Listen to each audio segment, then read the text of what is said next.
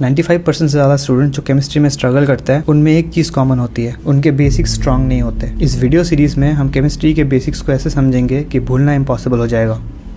ये मोल कंसेप्ट का 5th part है और यहाँ पे हम लोग सीखने वाले हैं परसेंटेज कॉम्पोजिशन। अगर AX BY लिखा हुआ है इसका मतलब ये है कि 1 मोल ऑफ कंपाउंड में X मोल्स ऑफ A है और Y मोल्स ऑफ B है।